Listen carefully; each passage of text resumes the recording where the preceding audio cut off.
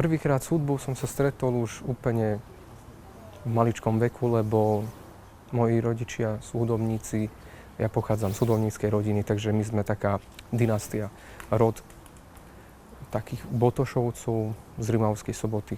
Môj hudobný nástroj profesionálny, keď to tak môžem povedať, tak je viola, lebo som študoval konzervatórium v Banskej Bystrici v odbore hra na viole a mám aj vysokú školu, Akadémiu umení, skončenú v Banskej Bystrici, tiež violu.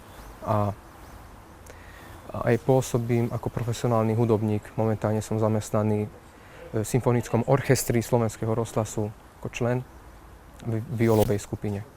V súčasnosti žijem a pôsobím v Bratislave. Teraz už 3. rok som tam teda zamestnaný. Po skončení akadémii som získal tam zamestnanie, v rozhlase som urobil konkurs a predtým som žil v Banskej Bystrici 6 rokov, keďže som tam študoval aj konzervu, aj výšku.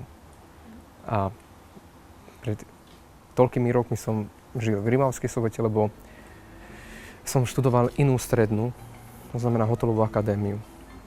A potom som sa dal na profesionálnu dráhu hudobnícku.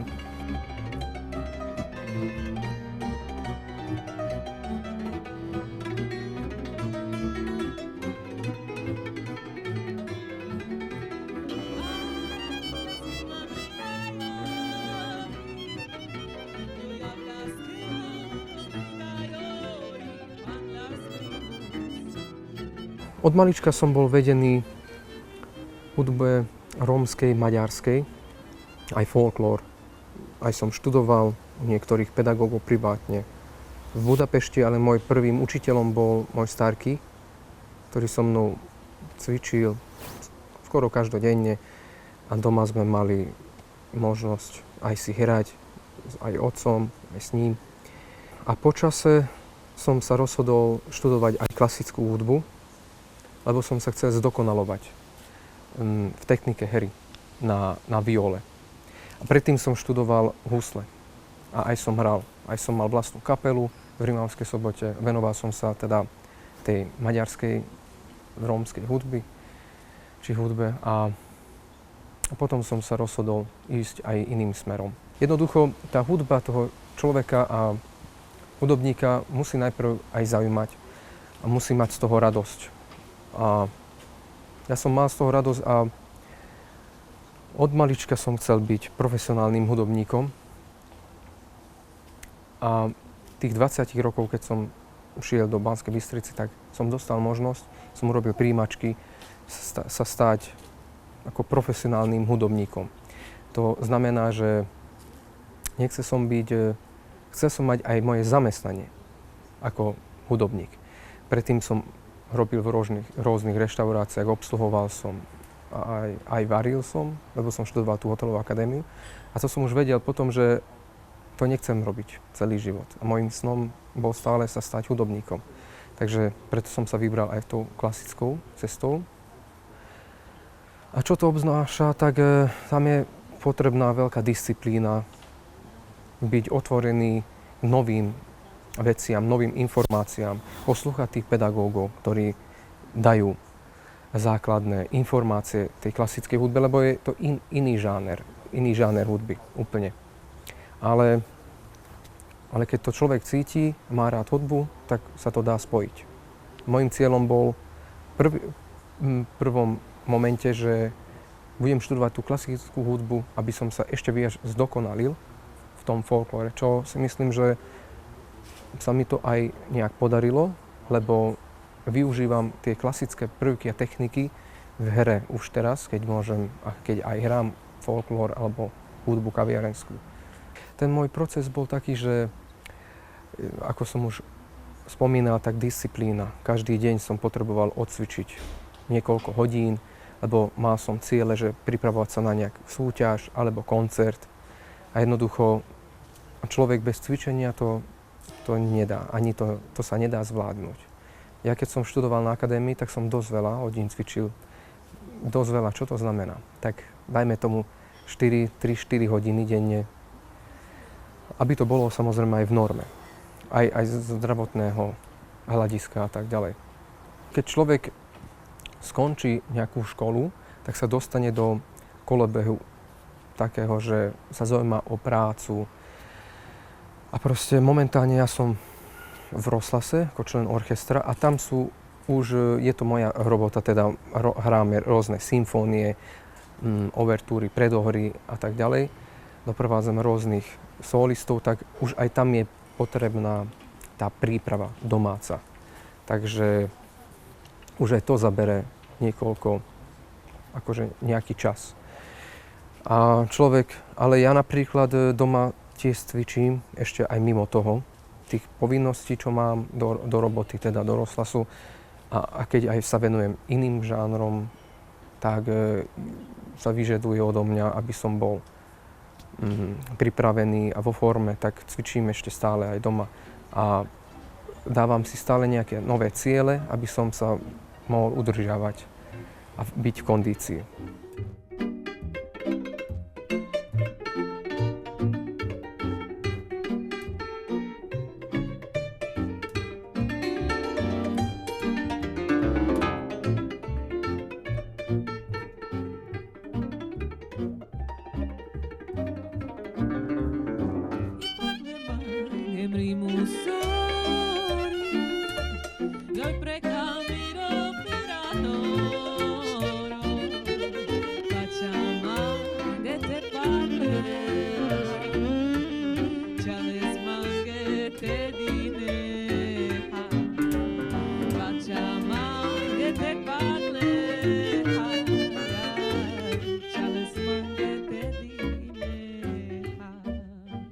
V tejto kapele Manuša prvýkrát som sa spoznal s mojím kolegom a veľmi dobrým kamarátom Ľubomírom Gašparom.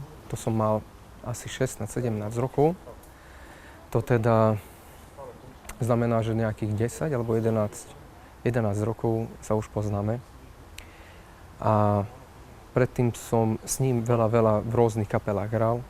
Teraz momentálne tiež akože pôsobím v rôznych zoskupeniach, okrem tohto, ale ak môžem to tak nazvať, tu sa cítim veľmi dobre a mám kolektív veľmi rád. Všetci sme kamaráti. V tomto hudobnom zoskupení prezentujem rómskú tradičnú hudbu. Aj zostava kapely je tradičná, čo mám veľmi rád. Je to srdcu blízky pre mňa, jednoducho.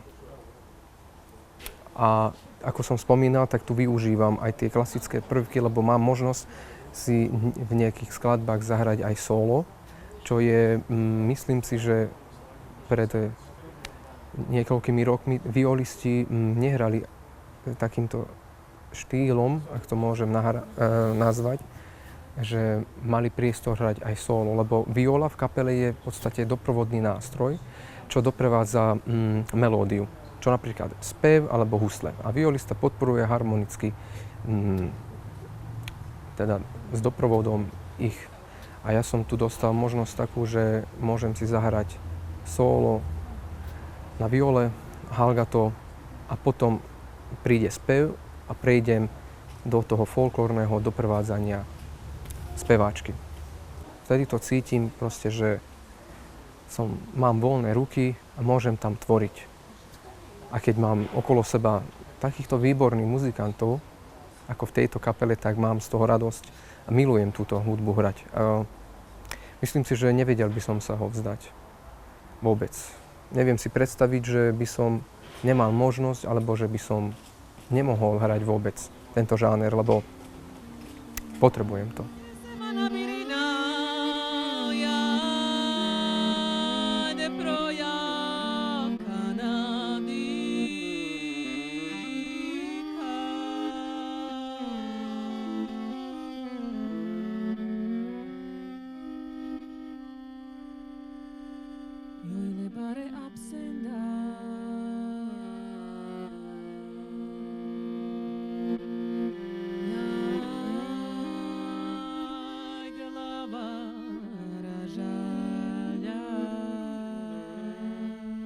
Rád si vypočujem rôzne kapely a nechám sa inšpirovať s novými vecami, keď mám možnosť si vypočuť súčasných alebo aj také staré kapely, ktoré už nefungujú. veľmi mám rád aj keď môžem počuť maďarských hudobníkov a veľmi veľa čerpám z nich, z toho štýlu, jednoducho aj z techniky. Naša kapela podľa mňa je na veľmi krásnej ceste, lebo dostávame stále pozvanie na rôzne medzinárodné festivály tu na Slovensku. Teraz sme odohrali Gypsy Jazz Fest v Bratislave, kde sme mali možnosť hrať s obrovským huslovým virtuózom Robim Lakatošom. Boli sme aj na Camorro v Prahe, boli sme pozvaní, takže a máme turné za sebou v Londýne, Birmingham, takže krásne festivály sme zahrali.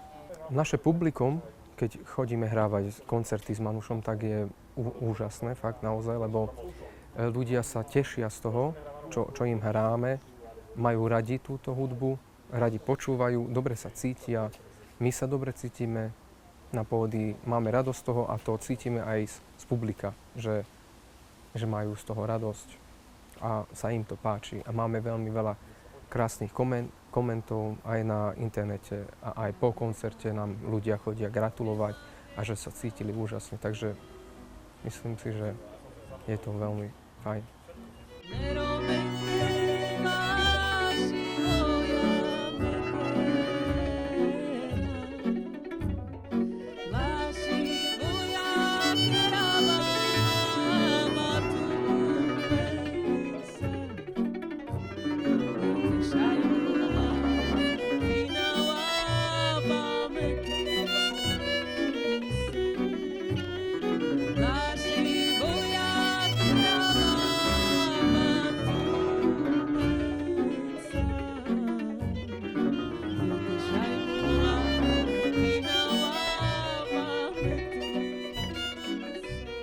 A moje plány?